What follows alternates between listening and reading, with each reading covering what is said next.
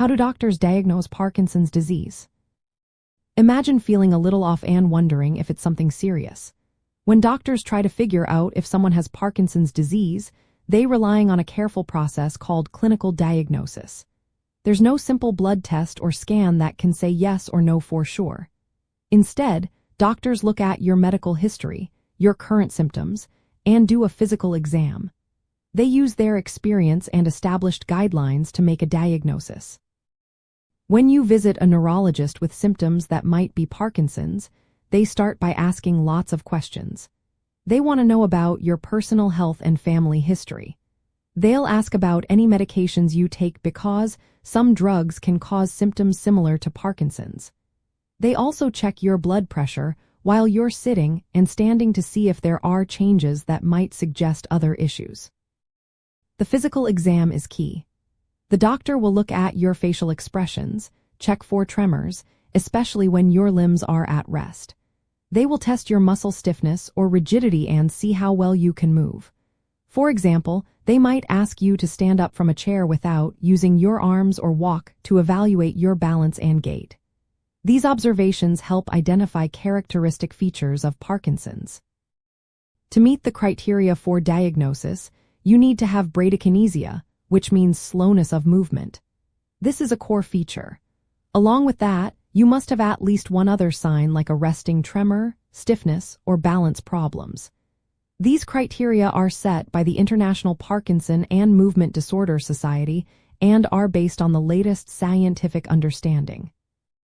While no single test can confirm Parkinson's disease, doctors may order additional tests to support their diagnosis or rule out other conditions. Brain imaging like magnetic resonance imaging scans can help exclude other causes. A dopamine transporter scan, called a DaTscan, shows how well dopamine pathways are functioning in the brain. Some advanced MRI techniques are also being explored to improve accuracy.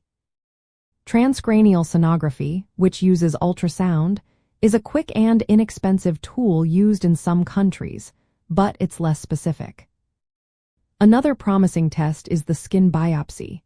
Small samples from your skin can be examined for abnormal deposits of a protein called alpha-synuclein, which is linked to Parkinson's. This test has shown high accuracy in recent studies and can help confirm the diagnosis. Sometimes, doctors will try a medication called carbidopa-levodopa. If your symptoms improve significantly after taking it, that supports the diagnosis of Parkinson's. If there's little or no response, it might suggest another condition. Diagnosing Parkinson's early can be tricky because symptoms are often mild at first. That's why ongoing assessment and monitoring are important. Since Parkinson's affects each person differently, and the brain changes cannot be directly seen during a standard exam, doctors relying heavily on their clinical expertise and knowledge of typical disease patterns. If you suspect you might have Parkinson's, it's essential to see a neurologist.